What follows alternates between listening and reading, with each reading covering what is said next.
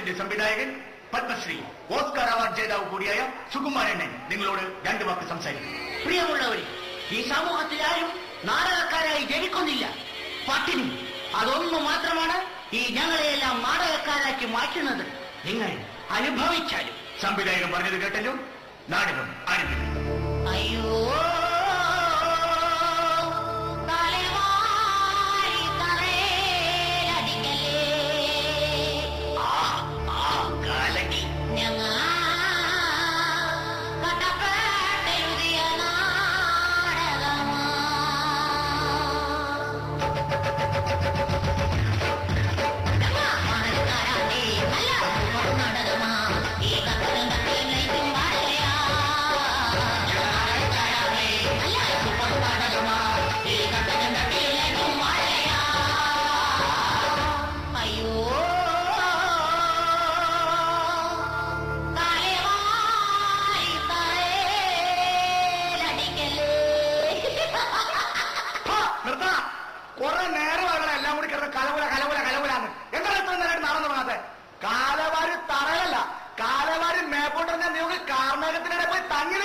പിന്നെ ഒരു മഴ പെയ്താലേ നേരെ താഴത്തേക്ക് വരുള്ളൂ.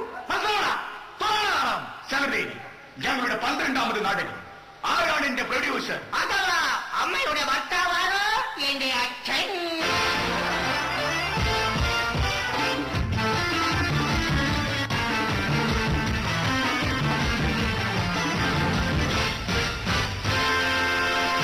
ദേവി ഭഗവതി കുത്തുകൊള്ളണേ, കാത്തുകൊള്ളണേ. ഭവാനി ഭവാനി. എന്താ മനുഷ്യ? നമ്മുടെ മകൾ എവിടെ പോയിടി? ഞാൻ ക്ഷേത്രത്തിൽ പോയച്ചാ. ക്ഷേത്രത്തിൽ പോയിട്ട് എന്താ ഇത്ര വൈകിയത്? തൊഴുതു മടങ്ങുമ്പോ ചെരുപ്പ് കണ്ടില്ല. പിന്നെ എന്ത് ചെയ്തു?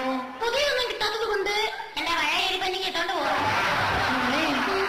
അമ്പലത്തിൽ പോയിട്ട് അർച്ചനയും വെടിവഴിപാടും നടത്തിയോ? പുത്തൻപുരയിൽ ഭാർഗവന്റെ പ്രിയപത്നി ഭവാനി ഒരു വെടി, ഭവാനിയുടെ ഭർത്താവ് ഭാർഗവൻ മറ്റൊരു വെടി, പിന്നെ ഞാൻ. അങ്ങനെ ഒരു കുടുംബത്തിന് 3 വെടിവഴിപാട്. അവിടത്തേക്ക് പ്രസാദം. മോളെ, ഇന്നെങ്കിലും കുളിച്ച് വൃത്തിയായി തലയിൽ ചെമ്പരത്തിപ്പൂവും ചൂടി സുന്ദരിയായി നിൽക്കണം. എന്താണല്ലേ വിശേഷിച്ച്? ഇന്ന് നിന്നെ പെണ്ണ് കാണാൻ ഒരാൾ വരുന്നില്ല. അപ്പോൾ രമേശ് ഇമ്പോസിബിൾ. അവൻ അറിയുന്നതിന് മുമ്പ് നിന്റെ കല്യാണം നടത്തും. ഇല്ല, പാർവതിയുടെ കല്യാണം നടക്കില്ല. അത് പറയാൻ നീയാരാ? പറഞ്ഞാൽ ഞാനാരാ? അതെന്നെ എനിക്ക് പറയണത്. വല്ലവരെ വീട്ടിൽ വന്നിന്ന് കല്യാണം നടത്തില്ലെന്ന് പറയാൻ ഞാനാരാ? പാർവതി എന്റെ മുറപ്പെണ്ണാണ്. എടാ, അവന്റെ മകളാണ് ഞാൻ. മകളാണ്. അവളെ എനിക്ക് കെട്ടിച്ചു തന്നില്ലെങ്കിൽ നാളെ രാവിലെ തൂങ്ങിയാടുന്ന നിന്റെ നിങ്ങൾ കാണുന്നത്.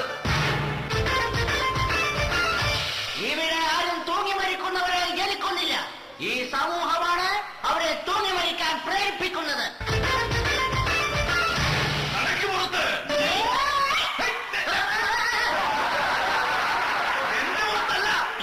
വീടിന് പുറത്ത്.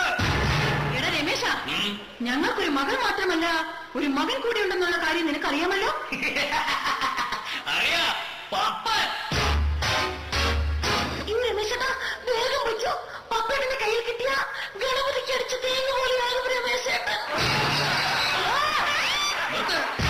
3 പേരോടും കൂടി കാര്യം ഞാൻ പറഞ്ഞേക്കാം.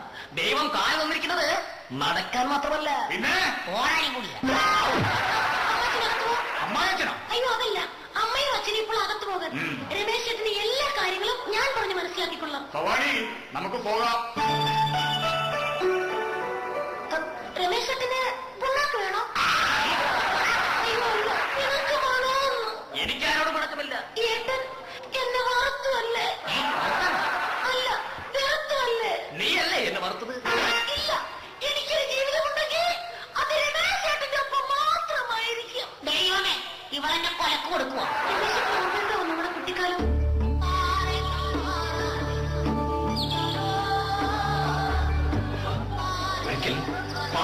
കൂടി നമ്മൾ കൈകോർത്ത് പിടിച്ച് നടക്കുമ്പോൾ രമേശൻ കാല് വഴുതി തറയിൽ വീണു. അണ്ണന്റെ തല പോയി തലയിലടിച്ചതും അണ്ണന്റെ തല പോയി തലയിലടിച്ച് തലച്ചോറ് വെളിയിൽ വന്ന കഥയല്ലേ? അതെ, വെളിയിൽ വന്ന തലച്ചോറ് കാക്ക കുത്തിക്കൊണ്ടുപോയപ്പോൾ പകരം ഹോട്ടലിൽ നിന്നും 12 രൂപ 9 പൈസയ്ക്ക് ഒരു ചോറാക്കി തലയിൽ വെച്ച് തന്നു.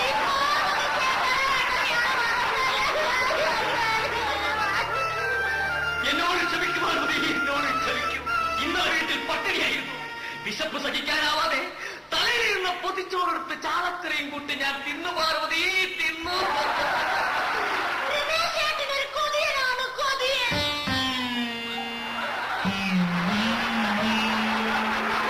പാർവതി, അയ്യോ അയ്യോ, പൊക്കാട്ടൻ. രമേശേട്ടാ, നമുക്ക് എവിടെയെങ്കിലും പോയി രക്ഷപ്പെടാം. നിൽക്കുക.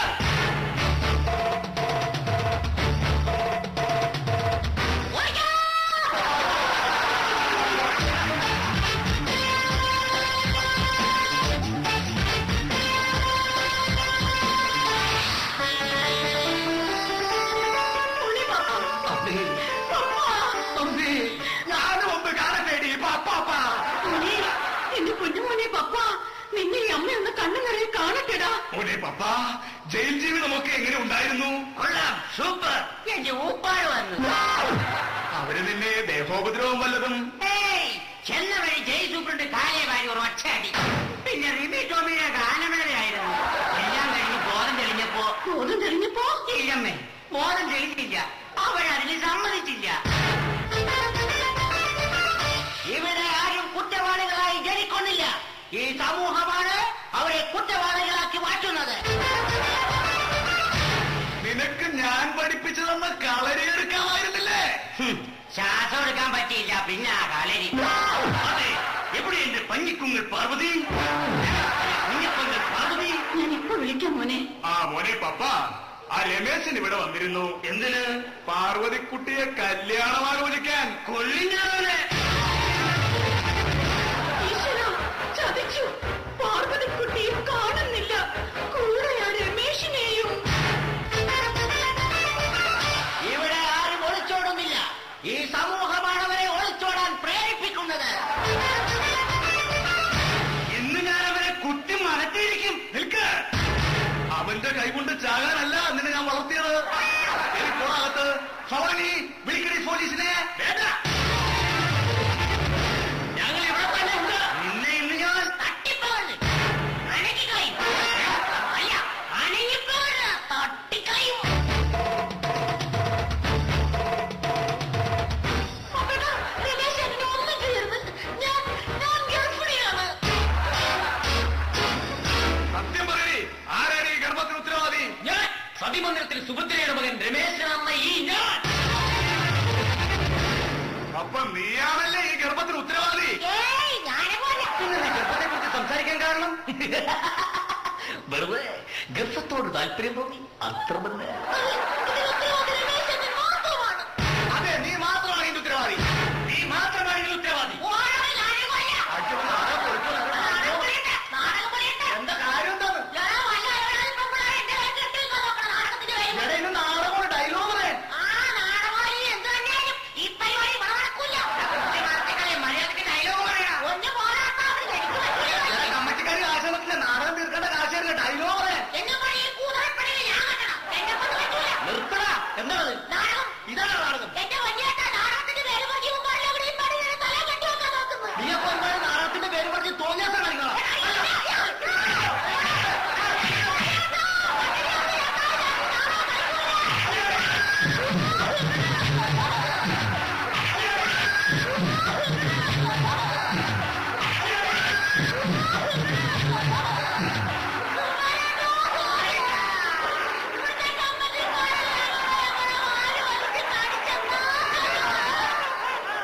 പ്രിയമുള്ളവരെ, ഇവിടെ ആരും വികലാംഗരായി ജനിക്കുന്നില്ല.